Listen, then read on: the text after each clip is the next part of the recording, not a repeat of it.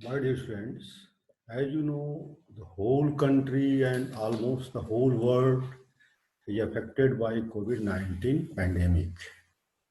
All schools and colleges are closed according to government's order. Therefore, in these circumstances, online teaching is necessary. You should also take interest seriously in these online classes for completing the syllabus on time. मतलब यह है कि आजकल पूरा देश और करीब करीब पूरा संसार कोरोना वायरस से पीड़ित है और ऐसी दशा में सारे स्कूल्स और कॉलेज को गवर्नमेंट ने बंद कर दिया है, जिसकी वजह से ऑनलाइन टीचिंग जरूरी हो गई है। और आप लोग भी ऑनलाइन क्लासेज को गंभीरता से लें ताकि आपका सिलेबस समय से पूरा हो जाए।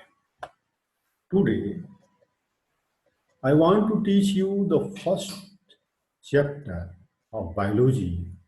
The teaching points are as follows. आज हम आप लोगों को बायोलॉजी का पहला चैप्टर पढ़ाएंगे, जिसके टीचिंग पॉइंट्स ऐसे हैं। First, introduction of chapter. Second, knowledge of chapter. Third, important figures. मतलब यह है कि जो पहला चैप्टर है, पहला टॉपिक हो, पहला टीचिंग पॉइंट्स होगा वो इंट्रोडक्शन ऑफ चैप्टर होगा। दूसरा टीचिंग पॉइंट्स होगा नॉलेज ऑफ चैप्टर होगा। तीसरा teaching points important figures of chapter. तो पहले टीचिंग पॉइंट्स के तहत हम आपको उस चैप्टर की मीनिंग क्या है, उसका कंसेप्ट क्या है, यह बताएंगे। और दूसरे टीचिंग पॉइंट के तहत हम ये बताएंगे कि इस पूरे चैप्टर में कौन कौन से टॉपिक आपको पढ़ना है। मतलब एक बार सारे चैप्टर के बारे में आपको शॉर्ट आइडिया हो जाएगी। और तीसरे पॉइंट में हम ये बताएंगे कि उस चैप्टर में कौन कौन से फिगर इंपॉर्टेंट हैं और उसका डायग्राम बनाया जाएगा, डायग्राम कलर्ड होगा। उसके बाद उन सारे डायग्राम्स के बारे में अच्छी तरह से समझा जाएगा ताकि आगे वो काम दे।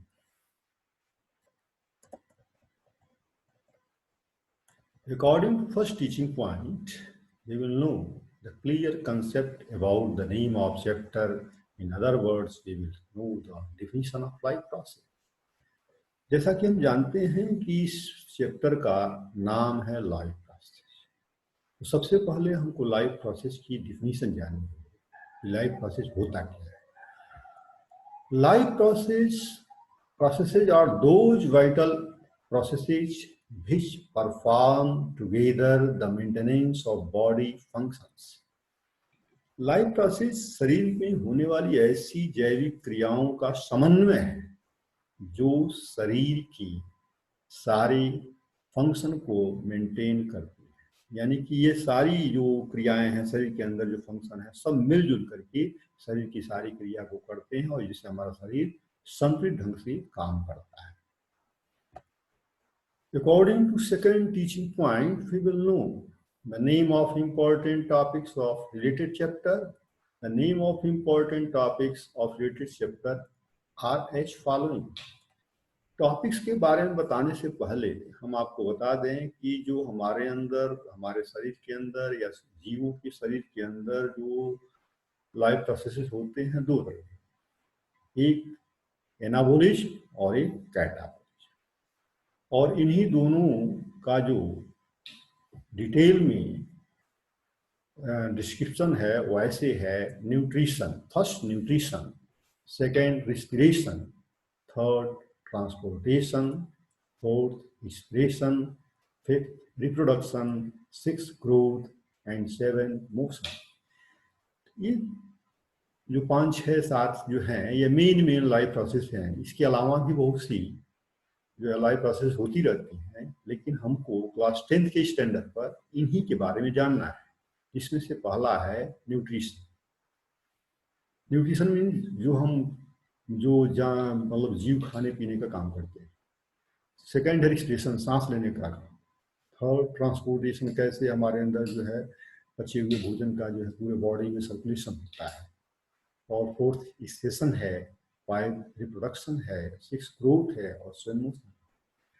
अब बारी बारी से इनके बारे में चर्चा की जाएगी और सबसे पहले हम आपको न्यूट्रिशन बताएंगे। न्यूट्रिशन में इसको होता है पोषण। First of all we will know the clear concept about these topics, and after that we will make the color diagram of important figures of the chapter, and after that we will also understand about these important figures. सबसे पहले जो ये topics हैं बारी बारी से इनके बारे में हम लोग लिखेंगे, पढ़ेंगे और समझेंगे। लिखना भी जरूरी है, पढ़ना भी जरूरी है और समझना जरूरी है। लिखने से होता क्या है कि एक बार कोई चीज हम लिख लेते हैं तो वह 10 बार पढ़ने के बराबर होती है, और उसके बाद उसे ध्यान से समझना चाहिए, और नोट बना रहेगा तो हमको रिवीजन करने में आसानी होगी। तो सबसे पहले हम जानते हैं कि न्यूट्रिशन क्या होता है। The various process of obtaining food materials by different types of living organisms are called nutrition processes. भिन्न भिन्न जीव तरह तरह से अपना भोजन प्राप्त करते हैं, और तरह तरह से भोजन प्राप्त करने का जो तरीका होता है उसी को हम न्यूट्रिशन प्रोसेस कहते हैं। There are two types of nutrition processes, और संसार में मुख्य रूप से दो प्रकार के जीव हैं, एक ग्रीन प्लांट्स और एक एनिमल्स। तो उन्हीं को देखते हुए न्यूट्रिशन भी मुख्य रूप से दो प्रकार का हो जाता है। ग्रीन प्लांट्स के लिए अलग टाइप का न्यूट्रिशन, और विदाउट क्लोरोफिल वालों के लिए अलग टाइप का न्यूट्रिशन। तो ग्रीन प्लांट्स के जो न्यूट्रिशन होता है उसको ऑटोट्रॉफिक न्यूट्रिशन कहते हैं, और एनिमल्स के लिए जो न्यूट्रिशन होता है उसको हम हेटरोट्रॉफिक न्यूट्रिशन कहते हैं। अब आते हैं हम लोग ऑटोट्रॉफिक न्यूट्रिशन क्या होता है। The intake of simple inorganic materials from the environment and using an external source of energy like the sun to synthesize the complex organic materials. H means high energetic materials is called autotrophic nutrition.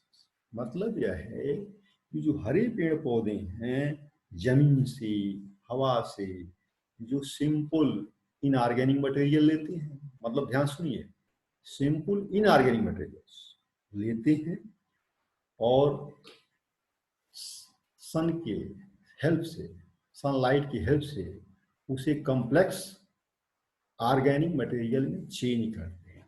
मतलब यह कि जो हमारे plants हैं, green plants हैं, simple inorganic materials को sunlight के help से कॉम्प्लेक्स ऑर्गेनिक मटेरियल में चेंज करते हैं, और इस तरह के न्यूट्रिशन को ही हम ऑटोट्रॉफिक न्यूट्रिशन कहते हैं। For example nutrition in green plants.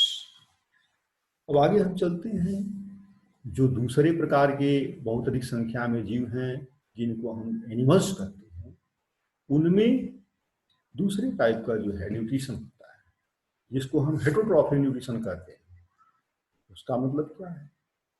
The intake of complex organic materials, high energetic materials prepared by other living organisms like the green plants to synthesize the body energy is called heterotrophic nutrition.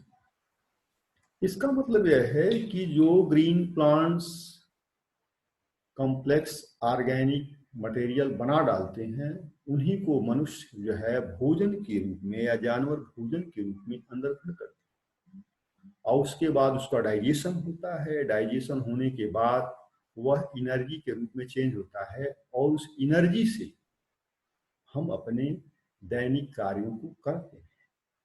तो जो complex organic means जिसमें carbon हो, जैसे glucose C6H12O6 glucose है, यह बहुत ही famous complex organic material है। भोजन के डाइजेशन के बाद शरीर के अंदर जो लास्ट प्रोडक्ट होता है वो ग्लूकोज होता है, और यह कॉम्प्लेक्स ऑर्गेनिक मटेरियल है। और जब इसको जो हम ऑक्सीजन के द्वारा ऑक्सीडाइज करते हैं तो एनर्जी में चेंज हो जाता है, और वही एनर्जी हमारे शरीर के लिए काम आती है।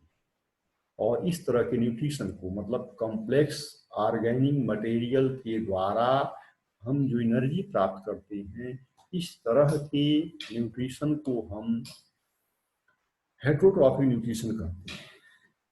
Nutrition in different types of animals इसका बहुत बड़ा उदाहरण है। That's all for today, and remaining portion of the chapter will be taught on next term. Thank you.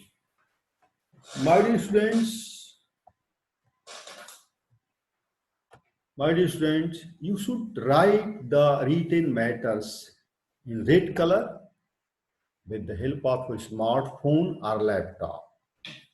Laptop से मतलब है कि लैपटॉप से जब आप पढ़ेंगे लिखेंगे तो आपको हर चीज बड़ा साफ दिखाई देगी, बड़ा साफ सुनाई देगी, और उसके अभाव में आप टैबलेट का प्रयोग कर सकते हैं, और टैबलेट के अभाव में आप स्मार्टफोन का प्रयोग कर सकते हैं। लेकिन यदि कहीं लैपटॉप आपको मिल जाता है और लैपटॉप से यदि पढ़ेंगे तो आपको एकदम स्पष्ट हर चीज़ें साफ दिखाई देंगी और आपकी पढ़ाई बहुत ही आसान हो जाएगी। जैसे कि मोबाइल के प्रयोग से सारा काम आसान हो गया है, उसी तरह से लैपटॉप के प्रयोग से आपका पढ़ाई वाला काम बहुत आसान हो जाएगा। In your notebook for improvement of your spellings, तो जो भी चीजें बताई जा रही हैं उसमें से रेड कलर की चीज है, उसे आपने नोटबुक्स में लिख डालें ताकि आपकी स्पेलिंग ठीक हो जाए। After that you should also try to solve the MCQ and worksheet provided by your school app. इसके बाद जो वर्कशीट है, MCQ है, जो आपकी स्कूल ऐप के द्वारा आपको मिल रहा है, उसको सॉल्व करने का पूरा प्रयास करना चाहिए। तो solution should be online method, और आपका सॉल्यूशन ऑनलाइन मेथड से होना चाहिए। With the help of A school app you should also solve these question in your homework notebook for revision purpose. जो आप ऑनलाइन सॉल्व करते हैं उसके अलावा इन चीजों को अपने नोटबुक्स में भी सॉल्व करें ताकि वो आपके लिए रिवीजन के लिए काम आवे। My dear students, stay at home, be safe from coronavirus, and study with care. Thank you.